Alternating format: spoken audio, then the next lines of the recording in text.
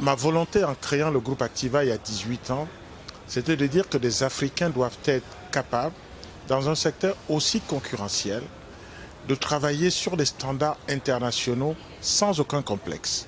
Sans aucun complexe.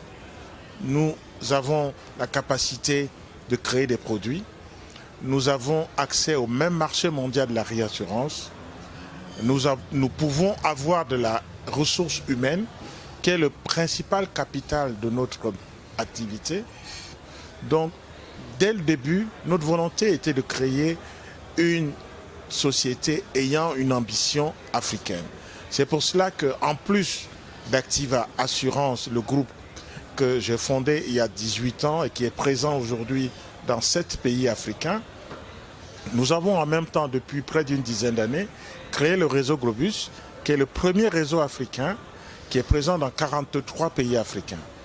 Et ce réseau, c'est justement pour répondre aux besoins des multinationales qui sont présentes dans tout notre continent. Et ces multinationales, ils ont besoin aujourd'hui d'un assureur qui leur apporte une seule solution sur une plateforme qui règle leurs besoins d'assurance où que ce soit sur le continent africain. C'est vraiment l'ambition que nous avions dès la création.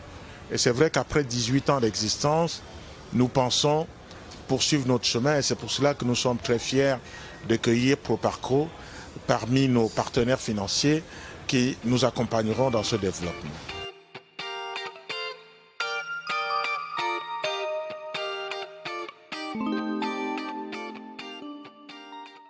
Moi, je suis personnellement très confiant sur cet avenir-là, et aussi bien sur le développement des assurances d'entreprise, secteur sur lequel Activa est très compétitif, mais également le secteur des assurances de particuliers.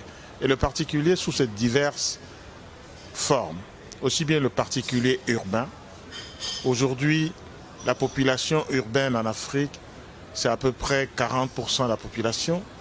Les démographes laissent apparaître qu'en 2100, ce sera 68% des populations.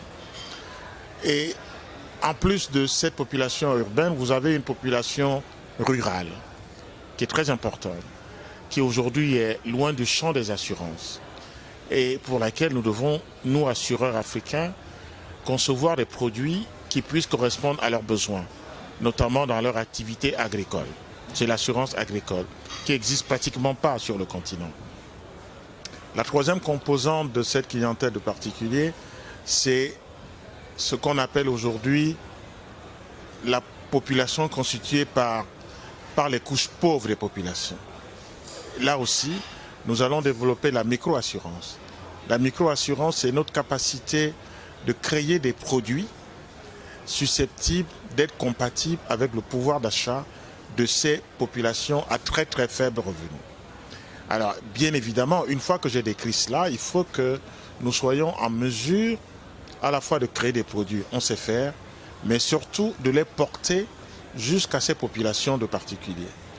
Et c'est pour cela que nous avons donc déjà un certain nombre d'outils qui vont nous permettre d'atteindre ces populations. D'abord, c'est la téléphonie mobile, parce que je disais que le taux de pénétration de l'assurance est 2%, mais le taux de pénétration de la téléphonie mobile en Afrique, c'est au-dessus de 80%. Certains pays, c'est 120%. C'est-à-dire qu'il y a des gens qui ont 2 téléphones, 2 réseaux. Donc, c'est vraiment pour nous un vecteur très important. Et le deuxième vecteur qui nous permettra, c'est la banque assurance. Aussi bien dans le secteur de la banque commerciale que le secteur de la microfinance.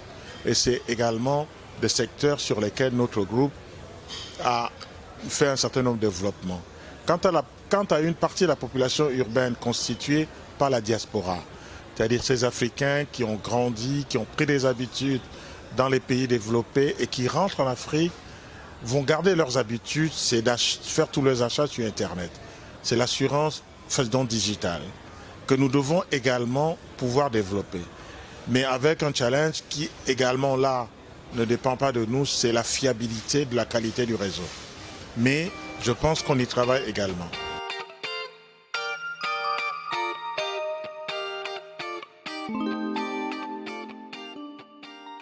C'est un continent où le potentiel est très très important. Imaginez par exemple que l'Afrique aujourd'hui c'est 1,5% des échanges mondiaux, moins de 2% de taux de pénétration de l'assurance.